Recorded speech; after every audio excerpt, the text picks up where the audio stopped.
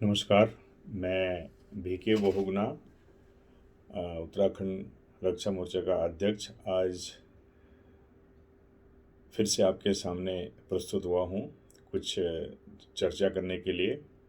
सर्वप्रथम तो मैं उत्तराखंड की जनता का बहुत बहुत धन्यवाद करता हूँ कि उन लोगों ने हमारे 4 प्रत्याशियों देहरादून से श्री सुंदरलाल थपलियाल, ऋषिकेश से श्रीमती बबली देवी चौहान और चौपटिया खाल से श्री शेखर सिंह नेगी और श्री रमेश रावत को लंचडाउन से अपना सहयोग दिया। हम ये तो नहीं कह सकते हैं कि अब की बार इनकी जीत सुनिश्चित होगी, किंतु अब की बार हमने अपने घोषणा पत्र और अपने जो विज़न डॉक्यूमेंट है, हमारी जो दृष्टि है, उससे हमने अपने एक ऐसा डंका बजाया है, सबके दिमाग में ये बात बैठ गई है कि उत्तराखंड की अस्मिता अब खतरे में है। और हमारे घोषणा पत्र को देखते हुए मैंने देखा है कि अन्य पार्टियों ने भी ये कहना शुरू कर दिया है। जब मैंने एक बार कहा था कि भाई ये तो बताइए कि बाहरी लोग जो बस रहे हैं इन बॉर्डर एरिया में, बॉर्डर डिस्ट्रिक्ट में, वो कौन है, उनकी इंक्वायरी तो करो। अब एक केंद्रीय मंत्री जो आए थे प्रचार में, उन्होंने कहा है कि हम इसमें अब इसकी इंक्वायरी करेंगे। लेकिन भाइयों और बहनों, अब की बार जो भी सरकार बनाए, हमारी सरकार तो नहीं बन रही है, पर अगर हमारा एक भी विधायक अगर चुन के आता है तो हम अपने घोषणा पत्र में और जो उत्तराखंड की जो अस्मिता है उसके लिए हम बहुत ज़ोर शोर से कार्य करेंगे। अगर हमारे कोई प्रत्याशी नहीं आता है, अब हमारी ये हमारा ये आह्वान है अपने युवाओं से कि हम मई के महीने से हर ज़िले में अपनी पार्टी की यूनिट बनाने वाले हैं। और मैं मातृशक्ति से, अपनी नारी शक्ति से ये अनुरोध करूँगा उत्तराखंड की कि सबसे ज़्यादा प्रॉब्लम घर चलाने में, अपने गांव में अपनी खेतीबाड़ी करने में और अपने बच्चों की परवरिश में सबसे ज़्यादा जो है हमारी मातृशक्ति और नारी शक्ति को इसमें काम करना पड़ता है। क्योंकि हमारे बहुत सारे जो लोग हैं वो पहाड़ों से बाहर हैं, नौकरी में रहते हैं, हमारी भारतीय सेनाओं में, अर्धसैनिक बलों में कार्य कर रहे हैं और हमारी मातृशक्ति वहाँ पे रहती है। तो मैं मातृशक्ति और अपने युवाओं से अनुरोध करूँगा जो डिग्री कॉलेजेज में पढ़ रहे हैं और भिन्न भिन्न स्थानों में जो तकनीकी कॉलेज हैं वहाँ पढ़ रहे हैं, वो हमारी पार्टी की सदस्यता लें। क्योंकि हमने अब उत्तराखंड की राजनीति में एक ऐसे क्षेत्रीय दल के रूप में उतरना है जो कि एक नैतिकता के आधार पर ईमानदार लोगों को, यंग लोगों को तैयार करेगा। और स्पेशली मेरा अनुरोध ये रहेगा, जो छात्राएं पढ़ रही हैं और जो छात्राएं अपने सक्षम हैं घर से, वो ज़रूर इस रक्षा मोर्चा की सदस्यता लें ताकि उनको हम एक अच्छे राजनीतिक नेता के रूप में ग्रूम कर सकें। क्योंकि हमारा ये कहना है कि उत्तराखंड की अस्मिता के लिए असेंबली में 50% सीट जो है मातृशक्ति और महिलाओं के लिए रिजर्व होनी चाहिए टिकट के लिहाज से। और एटलीस्ट इन 2027 में हम 20 से 30% सीटें जो है मातृशक्ति को देना चाहते हैं। और दूसरी मेरी ये रिक्वेस्ट रहेगी अपने युवाओं से कि हमने मई के बाद से अपनी पार्टी की जो गतिविधि है उसको तेज़ी से आगे बढ़ाना है।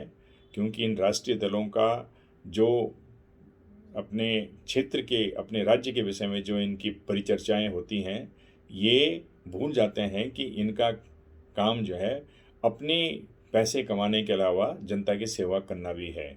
और एटलीस्ट उत्तराखंड में तो यही जो नेता हैं वो ऐसे ही कर रहे हैं। हो सके यूपी में या कहीं अन्य जगह जो है ये नेता अच्छा काम कर रहे हों और उनका सपोर्ट भी हो सकता है, लेकिन उत्तराखंड में अच्छे नेता भी हैं, लेकिन उनको इन राष्ट्रीय पार्टियों ने हंसी में रखा हुआ है। ये कभी किसी अच्छे नए नेता को, युवा नेता को आगे नहीं आने देते हैं और केवल भ्रष्टाचार और पदलोलुपता में ये लगे रहते हैं। जिसको टिकट नहीं मिला, वो कितनी ही बड़ी पोस्ट पे किसी पार्टी में रहा हो, वो तुरंत जो है पाला बदल देता है कि उसको पता है कि उत्तराखंड की जनता बड़ी भोली जनता है। इस भोली जनता को तो कैसे भी जो है, जैसे गाय को लोग वाग टहलाते हैं, ऐसे ही इसको टहलाया जाए अब हमने ये फैसला किया है कि ये अब उत्तराखंड में नहीं चलेगा, इसलिए युवा शक्ति और मातृ शक्ति का हम आह्वान कर रहे हैं। और जो विशेषज्ञ हैं विभिन्न क्षेत्रों में, जो हमारे रिटायर्ड कर्मचारी और ऑफिसर हैं, और जो तकनीकी विद्याओं में माहिर लोग हैं, उनसे हम कहेंगे कि आप आइए और उत्तराखंड रक्षा मोर्चा की सदस्यता अभियान में शामिल होइए। सबसे पहली बात तो मैं ये कहना चाहूँगा। उसके बाद जो हमने अभी जो सबसे प्रथम जो आंदोलन होगा हमारे, ये आंदोलन होगा कि पहाड़ों में कौन आदमी कहाँ पे बस रहा है, वो कौन है जो बाहर से आदमी आ रहे हैं, नंबर 1। नंबर 2, जो स्थिति आज के देश में है, आज की डेट में जो स्थिति उत्तराखंड की है, और उत्तराखंड में जो संसाधन है, और उत्तराखंड की जो भौगोलिक आकृति है, और उत्तराखंड की जो पर्यावरण के लिहाज से संवेदनशीलता है, उससे ये स्पष्ट है कि उत्तराखंड की कैरिंग कैपेसिटी एक साइंटिफिक टर्म है, वैज्ञानिक टर्म है, कि एक निश्चित जगह में वो किस तरह से कितना बोझ वो सह सकती है इंसानों का और इंसानी एक्टिविटीज़ का।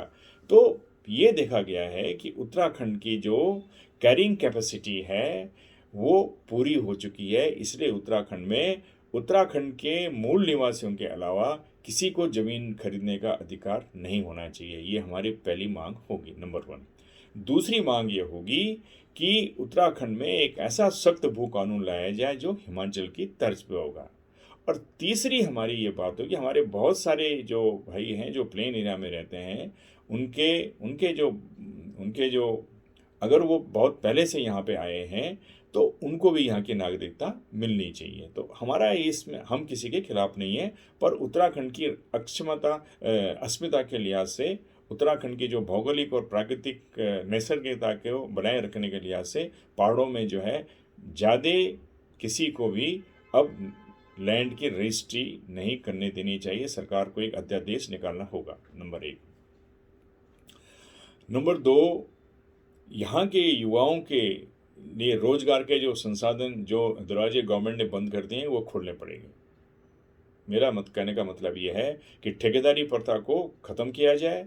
ठेकेदारी प्रथा केवल 3 से 6 महीने के समय के लिए होनी चाहिए। इस बीच जो भी आपको काम करना है, कोई पोस्ट क्रिएट करनी है, पोस्ट क्रिएट कीजिए, और सक्षम अधिकारियों को, सक्षम जो लोग हैं, ईमानदार लोग हैं, उनको राज्य के जो लोक सेवा आयोग है, या जो अधीनस्थ सेवा आयोग है, या अन्य तरह के जो चयन के लिए जो आप जो बोर्ड वगैरह बनाते हो, उसमें जो है आप पोस्ट निकालिए, अच्छे लोगों को उसमें नियुक्त कीजिए, और एम्प्लॉयमेंट का, रोजगार का दरवाज़ा खोलिए, ठेकेदारी प्रथा बंद हो, और जॉब क्रिएट होने चाहिए, और हर डिपार्टमेंट के जो जॉब हैं वो ठीक समय पे पूरे होने चाहिए। एक तो ये आंदोलन हम करने वाले हैं, हम गवर्नमेंट से डिमांड करेंगे। नंबर 3 पॉइंट ये है, जो हमारे भूतपूर्व सैनिक अभी आए हैं रिटायर होकर, जिनकी उम्र 35 से 36 साल है, उनके लिए तुरंत कम से कम 30 से 35% रिजर्वेशन जो है पुलिस और फॉरेस्ट और अन्य विभागों में, जहाँ पर कि वर्दी वाले यूनिफॉर्म सर्विस के जो लोगों को लाया जाता है, वो उनको करना चाहिए, और उनको 2 महीने की इंडक्शन ट्रेनिंग के साथ जो है उस डिपार्टमेंट में पोस्ट करना चाहिए। ये होना चाहिए। नहीं तो आप हमारे भूतपूर्व सैनिकों को बेरोजगार बना रहे हो। वो तरह तरह के काम में कुछ नहीं करते हैं, सारे दिन भर नीचे बैठे हैं, कोई बीड़ी पीता है, कोई चाय पीता है, कोई शराब पीता है। ऐसी शक्ति जो हमारे युवाओं की है, ऐसी शक्ति जो एनर्जी है, वो वर्ल्ड ट्रेंड हैं और अनुशासित हैं, उनको इस तरह से हम जाने नहीं। उनकी जो एनर्जी और उनकी जो काबिलियत है, उसका उपयोग उत्तराखंड के विकास में होना चाहिए। और चौथा जो पॉइंट मेरा रहेगा, अभी हमारे जो आंदोलन हम कर रहे हैं, वो रहेगा कि जो लोकल इंडस्ट्रीज हैं, जो लोकल इंडस्ट्री यहाँ पे जो इंडस्ट्री लग रही है, उसका सबसे पहले जो लोकल लोग हैं उनको, रुड़की के इस पार के लोगों को ही उसमें यहाँ पे जॉब मिलना चाहिए। एटलीस्ट 25,000 रुपये तक की जो आय जो है, वेतन वाले जो हैं, वो लोकल लोगों को मिलना चाहिए। और एक्सपर्ट आप बाहर से ला सकते हैं, लेकिन मैं ये नहीं समझता हूँ कि यहाँ पे एक्सपर्ट अवेलेबल नहीं है। अगर नहीं है तो आप लाइए, हम चाहते हैं कि बाहर से इंडस्ट्री यहाँ आए और सक्षमता के साथ उत्तराखंड में जो है इंडस्ट्रियल एक एटमॉस्फेयर बने। लेकिन आप इंडस्ट्री के लिए राजस्थान से, बिहार से, यूपी से छोटे छोटे कामों के लिए आप यहाँ लाएं 8,000 10,000 की नौकरी के लिए, 12,000 के लिए, और उसके बाद जो है आप जो है हमारे बच्चे जो है चंडीगढ़ दिल्ली में जो है घूमते फिरें छोटे छोटे नौकरियों के लिए, ये हम नहीं चलने देने चाहते। तो ये अभी हमारा एक तो रोजगार के ऊपर और एक अस्मिता के ऊपर इस तरह के हमने जो कार्यक्रम है, हमने आंदोलन अभी यहाँ छेड़ने हैं। और ये हमारा पहला पहला एक आंदोलन होगा जो हम पहले सरकार से इसका रिक्वेस्ट करेंगे। हम अगर सरकार हमारी बात मानती है तो उत्तराखंड रक्षा मोर्चा जो है पूरा सरकार का, जो भी सरकार आती है उसका समर्थन करेंगे। उसके बाद हम अपने घोषणा पत्र में जो होटल वाले जो लोग हैं, टूरिज्म है, इको टूरिज्म को एक इंडस्ट्री का रूप यहाँ पे देना एक नितांत आवश्यक है।